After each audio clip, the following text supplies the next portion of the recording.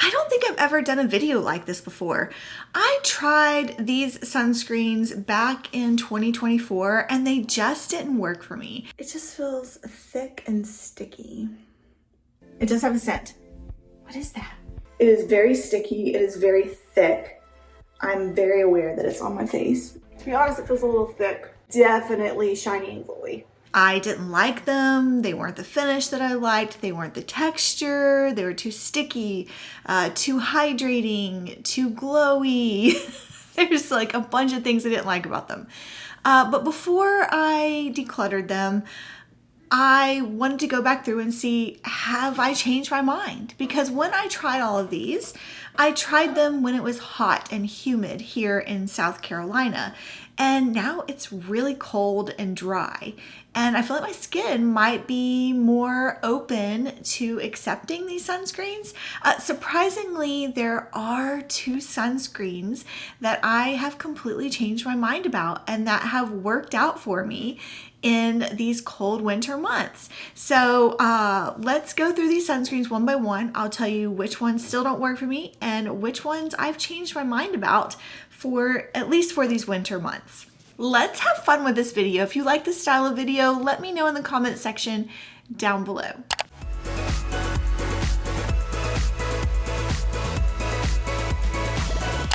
All right, let's talk about the very popular Blue Lizard Australian sunscreen. Now, since this came out this past year, and I tested it, I tried it in July of 2024, they have since rebranded. Blue Lizard has gone through a rebranding of their sunscreens.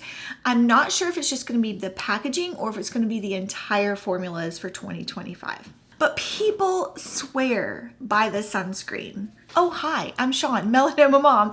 Don't forget to subscribe while you're here if you like this video. Come back for more content, more sunscreen reviews. Blue Lizard Sport, it's SPF 50. This is a hybrid sunscreen, meaning it has both chemical and UV filters. It has octisalate, titanium dioxide, and zinc oxide.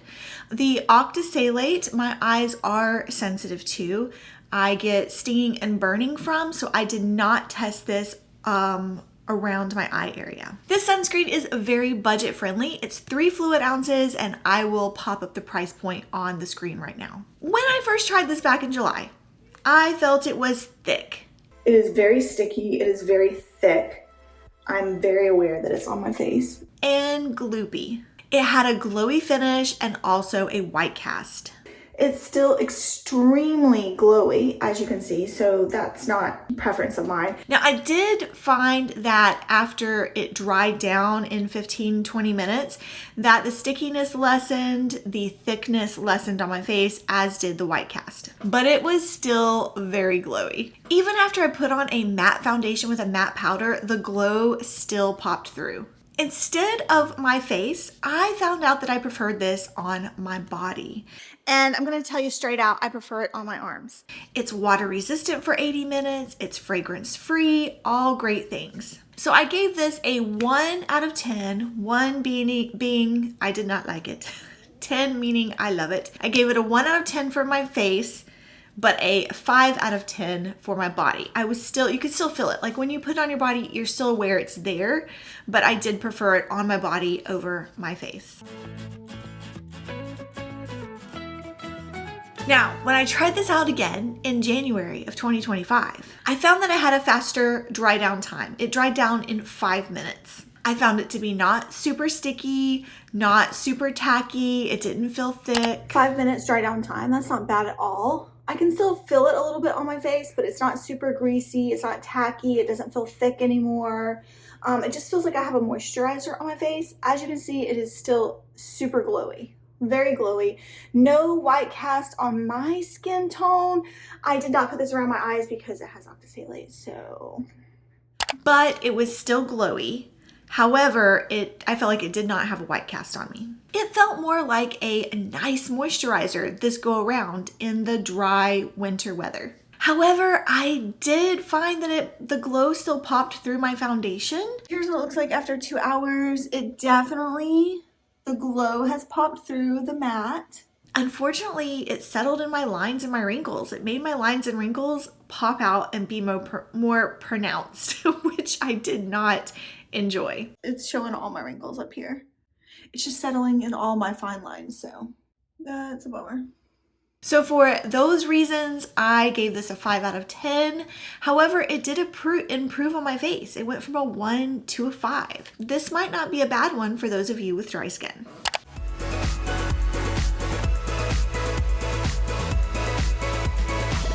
The next sunscreen I tried out in September of 2024. This is the Paula's Choice Barrier Protect Mineral SPF 30. This is a little trial size, but it is sold in a 2 fluid ounce bottle for $39.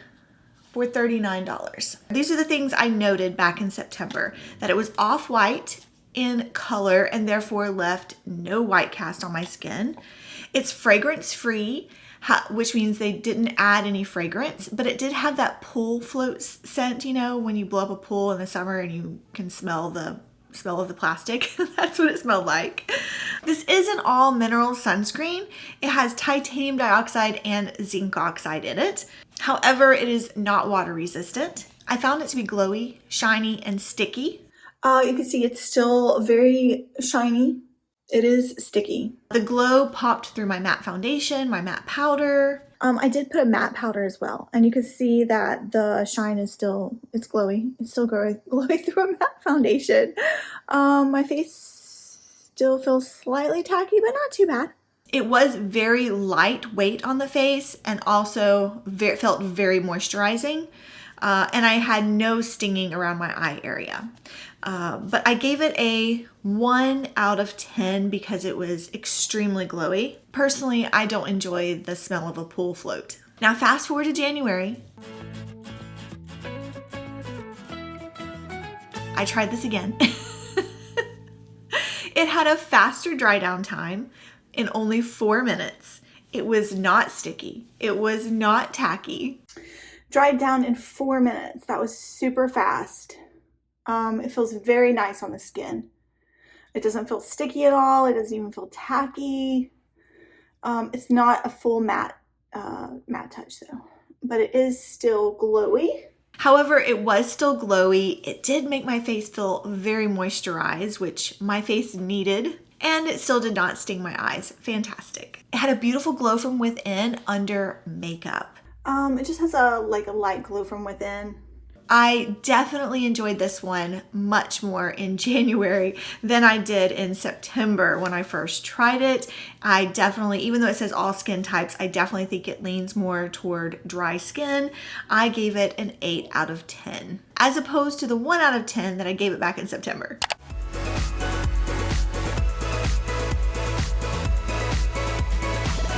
All right, let's move on to the SkinCeuticals Clear Daily Soothing UV Defense SPF 50. This is a hybrid sunscreen. It has homosalate, octisalate, octocrylene, and zinc oxide as its UV filters. It is sold in a 1 ounce bottle for $54. Yes, that's expensive. I originally tested this out in May of 2024. The things that I noted about it were that it had a creamy lotion texture. It did feel sticky. It had a very glowy finish, and it felt thick on the skin. Let it get a little stickier than I like, and it's very glowy. It just feels thick and sticky. So thick that my hair, and sticky that my hair was sticking to my face throughout the day that I wore this. I did like that it was formulated for redness prone skin. I did like that it was fragrance free. I did not test it around my eye area because my eyes are sensitive to octisalate and octocrylene. I found it to be very hydrating, too much hydration for my skin in May, and it is not water resistant. For those reasons, I gave it a 1 out of 10. Fast forward to January. It's so dry right now. It had a very fast dry down of 5 minutes. 5-minute dry down time. I definitely like this more in the colder weather when my skin is leaning drier. I felt like it had a natural moisturized finish on my skin. It did not look glowy at all. Maybe like a natural leaning glowy. It doesn't look as shiny. It looks more like a natural moisturized skin finish. I mean, it's a little glowy up here, but honestly, I think that's just the lights coming down. I did accidentally get it in the corner of my eye and confirmed that it does sting my eyes due to the octisalate and octocrylene. It didn't feel sticky on me. It had no white cast on me. No white cast, not even a milkiness on my skin. Definitely transparent. And I thought it was beautiful under makeup. It didn't even feel sticky. My hair wasn't sticking to it at all. It definitely provided the moisture that my skin needs. It didn't even feel thick. Absolutely loved this one and have continued using it since I tested it out the second time. I gave this a 9 out of 10, a complete turnaround from that 1 that I initially rated it at. Absolutely love this. Would highly recommend this for redness prone skin. I do have vascular rosacea. I felt like it calmed it down. It gave me the hydration that I needed. It's also tested for acne prone skin. Fantastic formula. I only took off a point because it is so expensive, but I would definitely recommend this one. And I'm going to continue using up this bottle. I'm not decluttering this one.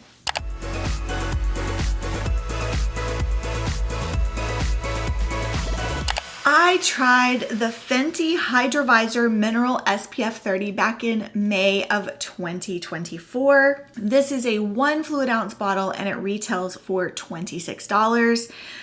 It is an all mineral sunscreen at 15.5% zinc oxide. Back in May, I noticed that it had a peachy pink tint and therefore did not leave a white cast on my skin. Love that. It is highly fragranced. I did not enjoy the fragrance at all, and therefore I did not test it around my eyes because oftentimes I find that my eyes do get stinging and burning when there is a lot of fragrance in a product, even though it's a mineral. I loved the feeling of applying this on my face. It was very silky and smooth and lightweight. It was very enjoyable to apply on my face. It felt like a very thin lotion. It had a fast application. It wasn't difficult to move around on my face, and it had a quick dry down time. However, I did find it very, very glowy. As you can see, it is very glowy.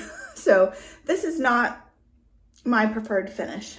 Even under a matte foundation powder, it was super glowy. As you can see, the Hydrovisor is still very glowy under a matte foundation stick, as well as a matte powder.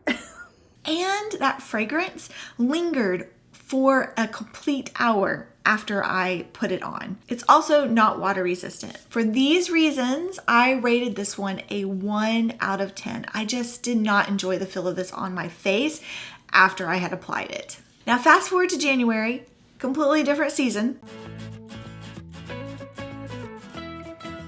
This still did not have a white cast on me. However, the fragrance still bothered me. Still an hour, dry down, the fragrance still lingers. The scent of the product did linger probably a good hour after I put it on. So just know that. It's very light, light scent. It didn't bother me too much, so.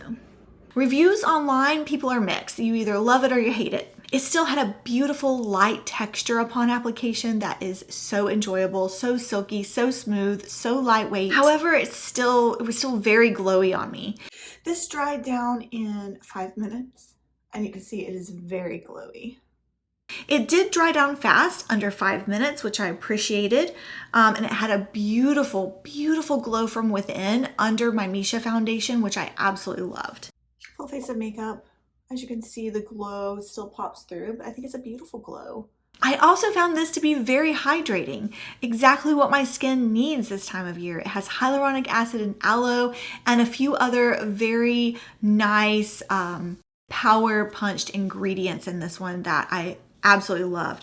So this one ended up getting a 7 out of a 10. I only took off points. It's not water resistant. I took off points because of that fragrance and because it still pulls glowy on its own. But I absolutely enjoyed this. Absolutely loved it under foundation. Oh. And I did end up testing this around my eye area despite it having fragrance. And I'm happy to report I had no burning and no stinging. I am going to finish up wearing this one. You know what? I'm giving this an 8 out of 10 instead of 7. I'm giving this an 8 out of 10. I'm changing my mind. It's not a 7 out of 10. It's an 8 out of 10.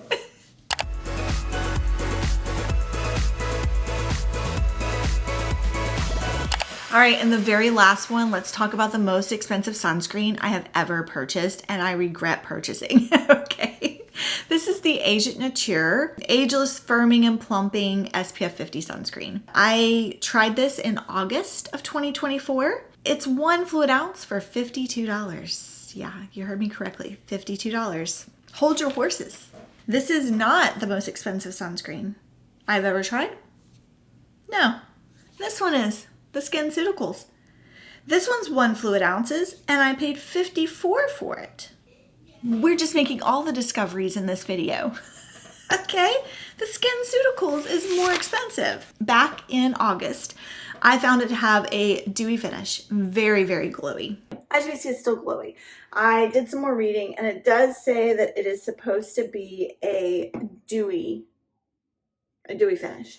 I did apply it around my eyes and there was no burning, no stinging because it is a mineral sunscreen, 12% zinc oxide. I did find that it had a white cast. It felt thick on my face and it has a very light fragrance. I liked that it had a runny texture, but I was confused as to when I put it on my face and it felt very thick.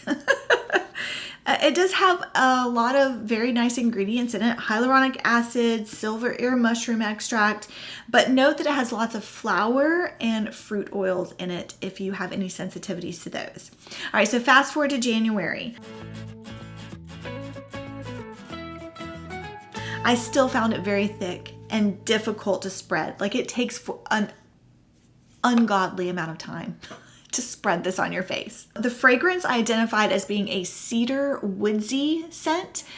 It smells a bit like cedar, like a wood table, like you put your nose straight up in Lowe's or Home Depot.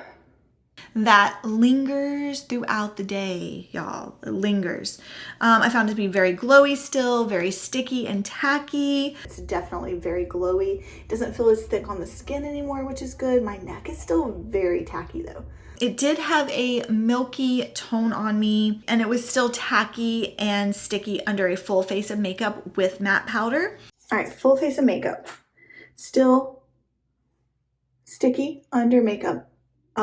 Shine is popping through the matte powder that I used. Feels like a very thick moisturizer and the glow pops through this foundation. So I rated it a 1 out of 10 back in August and I'm rating it a 1 out of 10 in January. So the change in seasons did not help this one out at all. I will be decluttering this one.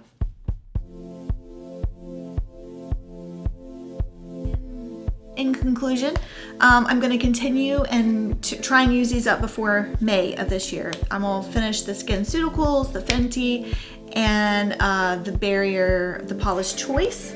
And I am decluttering the Blue Lizard and the Agent Nature. They just still don't work out for me. But I'm glad that I retried these and discovered that even though 3 of them did not work in the hot, humid summer months here in South Carolina, they do work for me in the cold, dry winter months.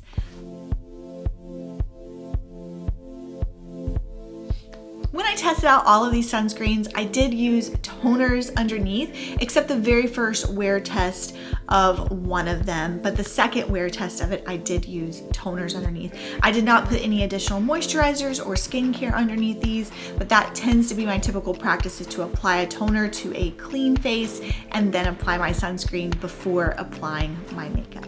Today is a great day to wear sunscreen. I'll see you in the next one. Bye.